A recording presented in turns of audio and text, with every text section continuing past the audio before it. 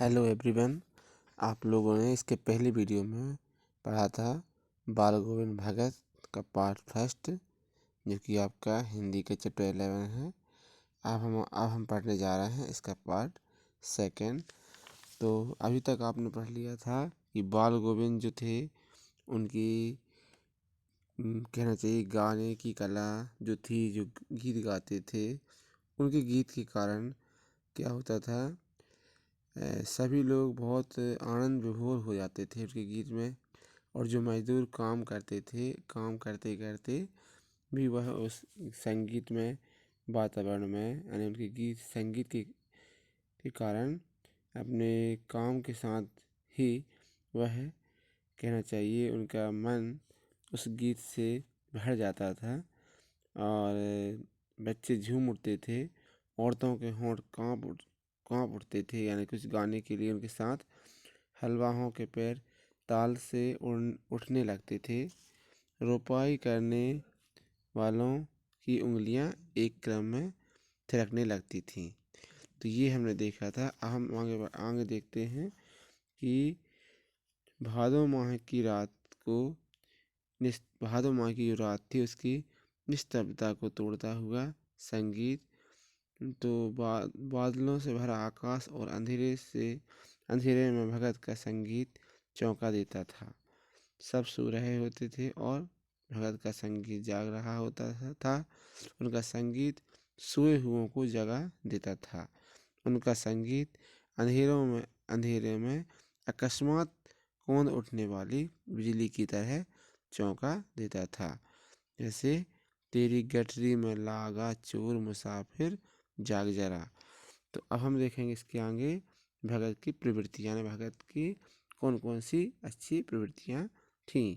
तो कार्तिक का महीना आते ही प्रभातियाँ शुरू हो जाती थी। प्रभातियाँ यानी सुबह सुबह क्या होता है, भगवान का नाम जपते हैं सभी लोग, भजन करते हैं और घूमते हैं गांव में। प्रभातियाँ शुरू हो जाती थी जो फागुन तक चलती थी। फागुन तक यानी कहना चाहिए मार्च जो रहता है, होली उसके पहले तक चलती थी।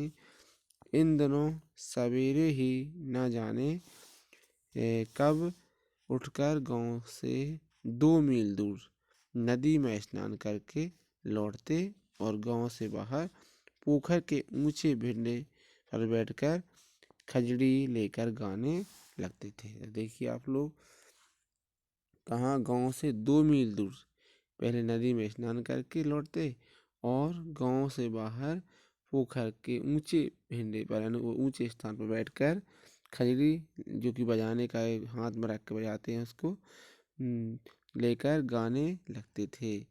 एक दिन क्या हुआ आप देखिए, एक दिन लेखक भी वहाँ खिंचा चला गया और उसने देखा कि दांत किटकिटाने वाली सर्दी की भोर में काली काली, कहना चाहिए जब सर्दी का मौसम था, ठीक है, तो काली का दांत किटकिटाने वाली सर्दी थी, बहुत तेज सर्दी थी।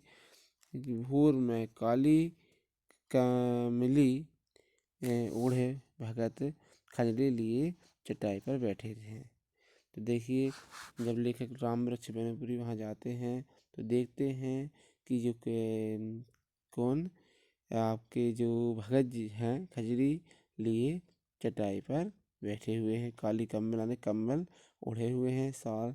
लेखक ने देखा कि खंजड़ी पर उनकी उंगलियां बराबर चल रही थी, यानी उन्हें बजाने का बहुत वो था, ज्ञान था। गाते गाते इतने मस्त हो जाते कि कमली सिर से नीचे खसक जाती, यानी जो ओढ़े थे कमली कम्बल जिन्हें हम कहते हैं, जो ठंड के समय सब लोग उड़ते हैं, तो वह नीचे खिसक जाती। लेखक कम कपा रहा था, यानी जब कमली नीचे खिसक जाती है तो उनको ठंड लगने लगती है लेखक, तो क्या हो जाता है, वो कम कपा रहा थे, तो यानी ठंड के कारण वो उनका शरीर कांपने लगा था। किंतु भगत के मस्तक पर श्रम बिंदु चमक पड़ते थे। लेकिन भगत जो थे, जो गा रहे थे, उनके मस्तक पर कहना चाहिए पसीने की बूंदें आने लगती हैं। यानी मैं इतनी मेहनत करते हैं कि वह अपना काम रोकते नहीं हैं, और जिससे उनके शरीर में एनर्जी आने लगती है और माथे पर पसीने श्रम बिंदु यानी पसीने की बूंदें गिरने लगती हैं, चमक पड़ती हैं। ठीक है, तो क्या होता है, अब आप देखेंगे कि गर्मी यानी जब कोई मेहनत करता है तो ठंड के समय भी उसको गर्मी लगने लगती है। तो आप देख रहे हैं इसमें गर्मियों में आंगन में भीड़। अब क्या होता है गर्मियों के समय, देखिए आप लोग, गर्मियों के दिनों के में साय को यानी शाम को गांव के कुछ लोग जुट जाते थे, यानी इकट्ठे हो जाते थे। खंजड़ियों और करताल की भरमार हो जाती थी। करताल ने हाथों से से बजाते हैं ना, जो तालियां उसकी, और खंजड़ियों की करताल ने ध्वनि गूंजने लगती थी। भगत पद गाते और प्रेमी मंडली उसे दोहराती। जब भगत जी थे, हमारे बाल भगत जी जो गाते थे, उसके साथ जो मंडलियाँ थी, बच्चे लोग और सभी जो थे उसे दोहराते थे, रिपीट करते थे। तो देखिए आप लोग, क्या होता था, धीरे धीरे स्वर ऊंचा होने लगता था। जब सभी लोग गाते हैं तो स्वर कैसा हो जाता है, ऊंचा होने लगता है। फिर गाते गाते एक स्थिति ऐसी आती जब भगत खजरे लिए नाच उठते। अब वो अपने गाने की कला में यानी अपने गीत में इतने आनंद विभोर हो उठते, इतने खो जाते कि गाते गाते फिर नाचने लगते। उनके साथ सबके तन मन नृत्य करते, यानी उनके साथ बाकी लोग जो भी थे वो भी नाचने लगते। सारा आंगन नृत्य और संगीत से भर जाता। तो ये भगत जी की कहना चाहिए आंगन में भीड़ लगी हुई थी सभी गाने वालों की। अब देखिए आप, भगत के बेटे की मृत्यु और लेखक का आश्चर्य। एक बार क्या होता है कि भगत के जो बेटे थे बाल गोविंद भगत, उनके बेटे की मृत्यु हो जाती है। कैसे, तो हम देखते हैं, लेखक भगत की साधना को देखकर उस दिन दंग रह गया। जब भगत का इकलौता बेटा मरा, जिसे भगत बहुत मानते थे, जिसकी बड़ी बड़ी से शादी कराई थी, वही बेटा मर गया। देखिए भगत जी इतने, कहना चाहिए, भगवान के भक्त और हर प्रकार से मानने वाले, लेकिन क्या कारण था कि भगवान उनका बेटे की मृत्यु हो जाती है, जिसकी कि अभी शादी हुई थी। तो देखें, बेटे को आंगन में चटाई पर लिटाकर एक सफ़ेद कपड़े से ढक दिए हैं। अपने ही रोपे गए पेड़ों के फूल तोड़कर बिखरा दिए गए हैं, तुलसी दल भी बिखरा दिए हैं। अब देखिए, सिरहाने यानी तकिए एक चिराग जलाकर रख दिए गए हैं, और जमीन पर आसन जमाए वही पुरानी तल्लीनता से उसी पुराने स्वर में गीत गाए जा रहे हैं। पतोहू रो रही है, यानी जो उनकी जो पत्नी थी उसकी, वह रो रही है। उसे स्त्रियां चुप करा रही हैं। भगत कहीं गाते गाते पतोहू के पास जाते हैं और उसे रोने के बदले उत्सव मनाने के लिए कहते हैं। वह कहते हैं कि बेटा, दुख मत करो, अब हमें रोने से क्या होगा, आत्मा परमात्मा में मिल गई। यानी यह जो है इस समय है हमारे, जो कहना चाहिए, जो बेटा था उसकी जो आत्मा क्या है, परमात्मा में मिल गई है। विरहिणी अपने प्रेम से जा मिली, भला इससे बढ़कर आनंद की कौन बात हो सकती है। यह उनकी उस सत्य को स्वीकार करने की बुद्धता थी। आत्मा शरीर को छोड़कर परमात्मा में मिल जाती है।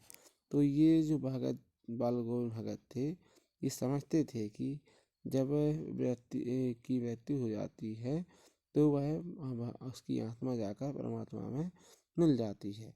इसलिए भगवान की इच्छा से ही सब कुछ होता है, इसलिए हमें शोक नहीं करना चाहिए।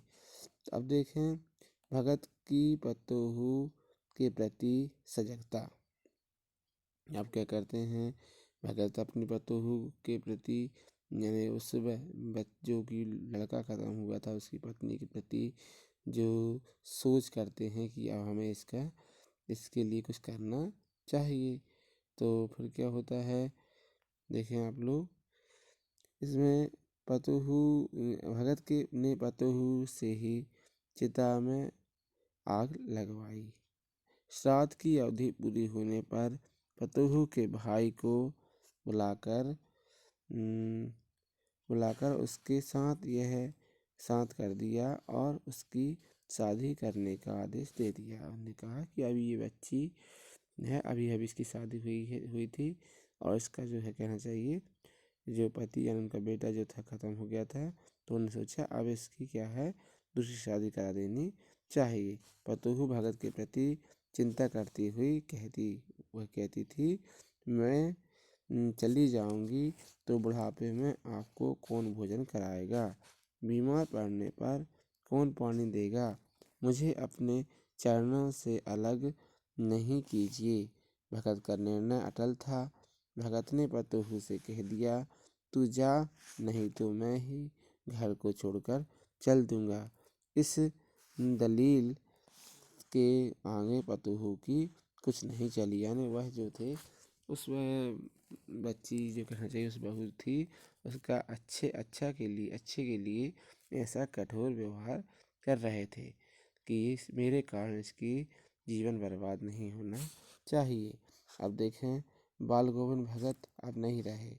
अब देखते हैं भगत हर वर्ष गंगा स्नान करने जाते, पैदल ही जाते। करीब 30 कोस पर गंगा थी। घर से खाकर जाते और लौटकर घर पर ही खाते। रास्ते भर खंजड़ी बजाते गाते, जहाँ प्यास लगती पानी पी लेते। आने जाने में 4-5 दिन लगते, किंतु लंबे उपवास में वही मस्ती दिखाई देती। आज बुढ़ापा आ गया था किंतु टेक वही जवानी वाली थी, यानी गाने की जो धुनी थी वह नहीं बदली थी। बहुत अच्छा संगीत के जानकार थे वो और संगीत प्रेमी। इस बार लौटे तो तबीयत कुछ सुस्त थी।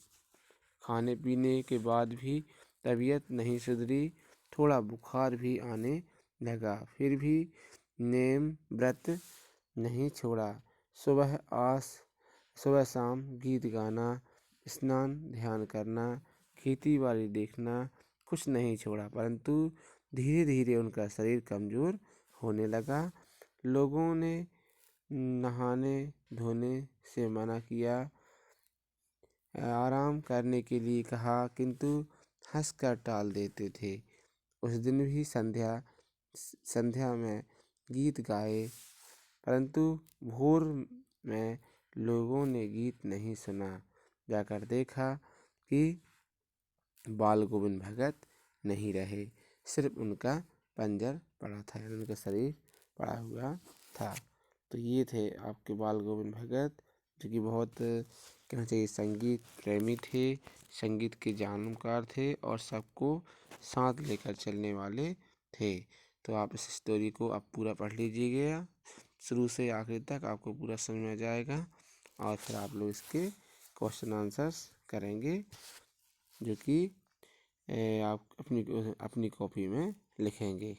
धन्यवाद।